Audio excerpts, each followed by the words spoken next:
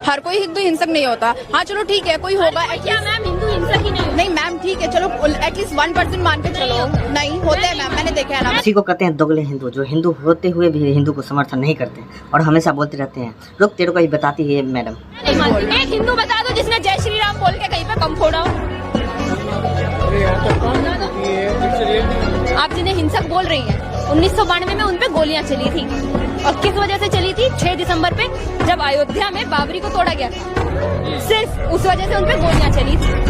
उन हिंदुओं पे जिन्हें आप हिंसक बोल रही हैं और आपके अकॉर्डिंग जो हिंसा कर भी रहे हैं वो हिंदू नहीं होंगे मैम।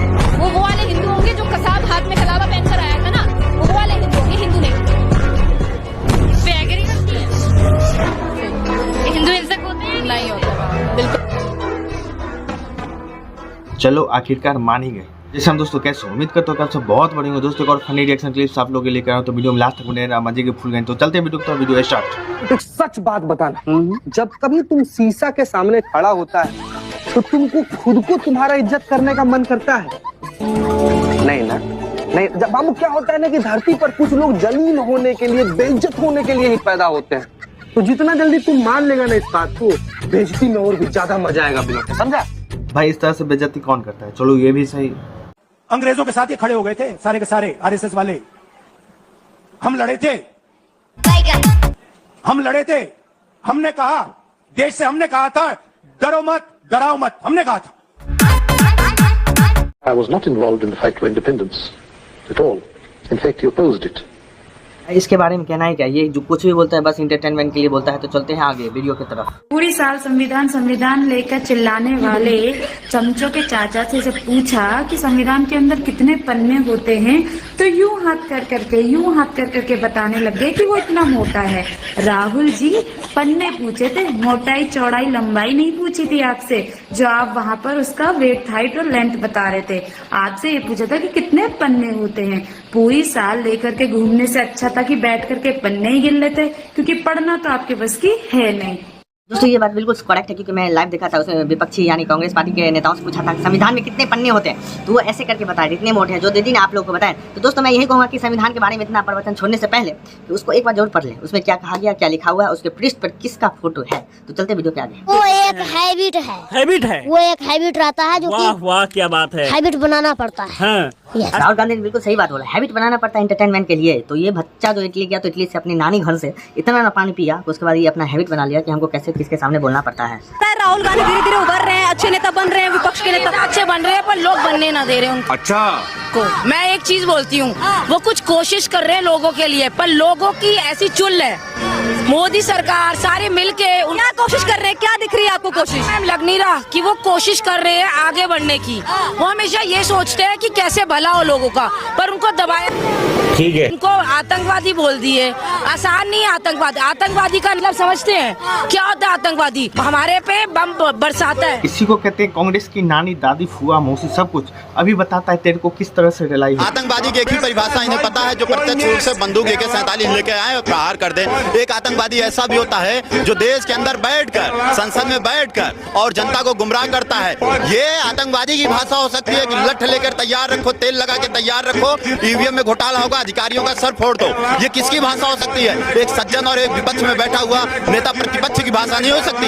यह एक आतंकवादी और एक दंगाई की भाषा हो सकती है। की नानी, राहुल की नानी, राहुल की दादी की मौसी। अब बताओ सूजी है? अच्छा ये बताइए, मोदी जी तीसरी दफा प्रधानमंत्री बने आप लोगों के वोटों से, क्या कहना चाहेंगी? ठीक बने? आप खुश हैं उनके प्रधानमंत्री? बिल्कुल खुश हूँ, बिल्कुल खुश, बिल्कुल खुश हूँ। क्यों खुश है? मतलब आप मोदी जी से क्यों आपको की? तो भाई कुछ चमचे बोल रहे थे कि मोदी ने सारे मतलब कैमरामैन और वीडियो मैन और जितने भी न्यूज़ पत्रकार है सबको खरीद लिया था।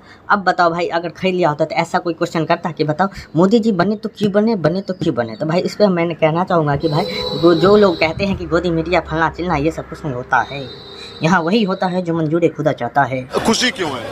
राहुल गांधी भी बन सकते थे या और कोई अन्य? राहुल गांधी तो चाहिए ही नहीं, नहीं चाहिए। इतना बुरा मूड क्यों बनाया? उसको नॉलेज ही नहीं है, देश चलाना कैसे है। अच्छा क्या सही तो कह रही है मैम। जिसको भाई नॉलेज ही नहीं रहे तो देश कैसे संभालेगा, कैसे हैंडल कर सकता है? और कमेंट में भाई जो लोग देख रहे हो भाई कमेंट करके जरूर बताना, क्या मोदी जी के अलावा कोई लायक है जो प्रधानमंत्री देश का बन सके और देश को अच्छी तरह से चला सके? उसको नॉलेज ही नहीं है, देश चलता कैसे? वो अपने घर में तो ठीक से बात नहीं कर सकता, तो वो उनके आगे सवाल करता है कि मोदी जी कुछ नहीं जानते। देखो 60 साल में हम हिंदुओं को समझ में नहीं आया कि हमारा धर्म खतरे में, ठीक है, लेकिन 10 साल में सबको समझ में आ गया इस्लाम धर्म खतरे में। हमको नहीं 60 साल में समझ में आया, लेकिन 10 साल में सबको समझ में आ गया। अगर मोदी नहीं आएगा तो भ्रष्टाचार तो सही, आतंकवाद भी बढ़ेगा। जब घर घर बम भटकेंगे ना, और जब पता चलेगा आज वहाँ टेररिस्ट घुस गए, आज वहाँ टेररिस्ट घुस गए, आज यहाँ चक्का जाम हो गया, यहाँ कर्फ्यू लगा रहेगा। जब अयोध्या में श्री राम नहीं आए थे ना, कर्फ्यू लगा रहता था, घर में ही हगते मूदते थे, वो नहीं दिखा। अब दिख रहा है कि हाँ भाई मोदी आ गए, मोदी जी कुछ नहीं करते। मोदी ने जो कर दिया ना, वो किसी के बाप के अंदर दम नहीं था कि और कोई कर दे। क्या बात? हाँ जी, जो मोदी ने किया है ना, वो कोई और कर भी नहीं सकता। मैम बिल्कुल करेक्ट बात बोली। जो मोदी कर सकता है वो किसी का बाप नहीं कर सकता भाई। लीडर होना चाहिए तो मोदी की तरह होना चाहिए भाई। मोदी सच में बताता भाई, हमें नहीं लगता है कि मोदी की तरह कोई प्रधानमंत्री पहले था, अब शायद कोई हो सकता है। जब रिचार्ज के पैसे बढ़ाकर जनता की जान लेनी ही थी तो कंपनी का नाम जियो क्यों रखा? अच्छा, पूछता है भारत। ये तो अंबानी को गाली देने से पहले सोचना चाहिए था। और तुमको तो 8,500 मिलते हैं ना, खटाखट। रिचार्ज के प्लान देख करके आंटी के घोड़े लग गए क्यों? पूछता है भारत। चलो ये भी अच्छी बात है। न दादी ने हिंदू से शादी किया, न बाप ने हिंदू से शादी किया, और न बहन ने हिंदू से शादी किया, फिर पोता ब्राह्मण कैसे? ये बताओ, पोता ब्राह्मण कैसे हुआ? भाई इस बात को लेकर मैं भी कंफ्यूज रहता हूँ, हमेशा दिमाग घुसते रहता है आखिर ये कैसे हुआ तो हुआ कैसे। कभी सिर पे टोपी, कभी गले में माला जो क्रिश्चियन का नामो निशान है, कभी माथे पे टिक्का। ये अद्भुत प्राणी है भाई। आप लोग सब कुछ जानते हो? नहीं सर, मैं नहीं जानता हूँ।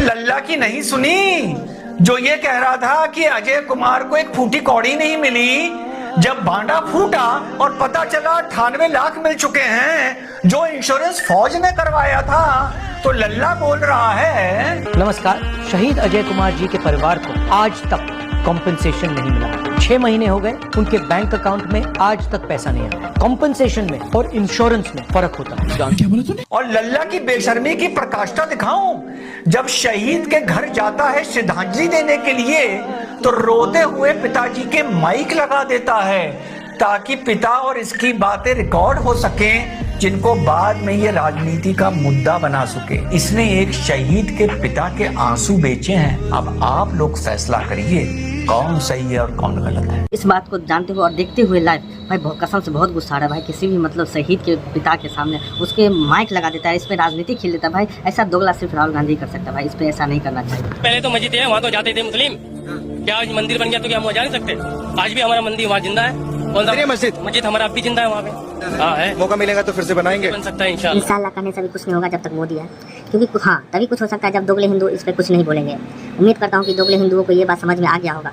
अगर मोदी वहाँ पे मस्जिद बना दिया होता अयोध्या में, तो अभी मुस्लिम समाज के लोग सब एकजुट होकर मोदी को ही वोट देते और हमेशा मोदी को ही लाते। लेकिन स्वयं हिंदू कुछ नहीं कर सकता भाई। वो बस चाटू काटता करता रहेगा, इधर का बात उधर, उधर का बात इधर करते रहेगा और एक दूसरे से मतलब जलते रहेगा और कुछ नहीं कर सकता। क्योंकि जाति धर्म अगर तुम्हारा अस्तित्व ही नहीं रहेगा तो भाई तुम कहीं पे ना होगा। बन सकता है। कैसे बनेगा? जब हमारा कुछ रास्ता आएगा, वक्त आएगा जब बनेगा। क्या उम्मीद है? जब अभी भाजपा का वक्त है, भाजपा बना दिया, जब हमारा वक्त आएगा हम बना देंगे। भाजपा हट जाएगी तो एकदम से बाबरी मस्जिद बन जाएगा। कोई ना कोई तो रीजन होगा, कोई ना कोई तो आएगा।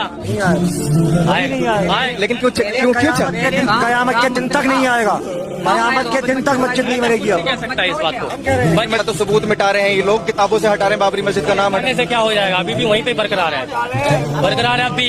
मस्जिद है हाँ, लेकिन वहाँ तो मंदिर है भैया। मंदिर नहीं है, मस्जिद है, मस्जिद है। ये लोग कहते हैं कि भाजपा सरकार जाएगी तो हम मंदिर मस्जिद फिर से बना देंगे। जवाब दिया ना, कयामत के दिन तक मस्जिद नहीं बनेगी वहाँ पे, कभी नहीं बनेगी, कभी नहीं बनेगी। अरे यार सपने देखने में क्या बुराई है? सपना देखना हर किसी लोकतंत्र अधिकार है भाई। देखते रहना ये पहले। अरे हमने देख लिया यार, टिकट कैसे होगी? हाँ मंदिर था, मंदिर है और मंदिर ही रहेगा। मंदिर रहेगा, बाबरी बाबर मीठा था, मीठा है और मीठा ही रहेगा। देखो भाई 99 सीटों में तो राहुल का सिर्फ और सिर्फ अब्दुल बाहर निकल कर आया है। सोचो अगर 240 आ जाती फिर तो औरंगजेब बाहर निकल कर आ जाता, समझे? तब दोगले हिंदुओं को समझ में आता कि मोदी क्या है और योगी क्या है। हाल ही में यूएन ने 4,250 से अधिक आतंकवादियों की लिस्ट जारी की है, जिसमें से एक भी हिंदू नहीं है। और इधर मंदबुद्धि बालक कहता है कि हिंदू हिंसक है तो देश को हिंदुत्व से खतरा है। अरे भाई, पूरी दुनिया को किससे खतरा है? जरा एक बार ये भी तो बोल दो। या बैंक में भरपूर फंडिंग आ चुका है, खटाखट खटाखट खटाखट। बिल्कुल करेक्ट बात बोली मैडम जी, आपने बिल्कुल सही बात बोली। क्योंकि यहाँ पे किसी का भी मर्डर होता है, आतंकवाद जहाँ पे जाते हैं ना, वहाँ पे जय श्री राम बोल के हमला नहीं करते, कहते अल्लाह अकबर बुम ऐसे करके करते हैं। इसीलिए पूरा देश को मालूम चल गया कि भाई टेररिस्ट कौन है और कौन फैला रहा है, कौन आतंकवाद भेज रहा है, सबको जानते हैं, सबको मालूम है। दोस्तों वीडियो यहीं तक था। इसमें से कौन सा क्लिप पार्ट आपको बहुत इंटरटेनमेंट किया और मेरी बातों से अगर आप लोग सहमत हो तो कमेंट में यस जरूर टाइप करना। और हाँ, जो व्यक्ति मेरे चैनल पर नहीं हो तो कृपया सब्सक्राइब कर देना, क्योंकि मेरा चैनल जस्ट ही खोला हूँ। इससे पहले मैं एक चैनल बना चुका था जिसमें 1800 प्लस सब्सक्राइबर्स थे, जिसका नाम है न्यूज़ विथ रौनक, लेकिन उसमें हमको सपोर्ट नहीं मिला तो वो चैनल डिमोनेटाइज कर दिया गया। तो इस चैनल पर आप लोगों से निवेदन है कि जरूर से जरूर सपोर्ट करें। तब तक के लिए जय Hind, thank you so much, आपका दिन शुभ हो।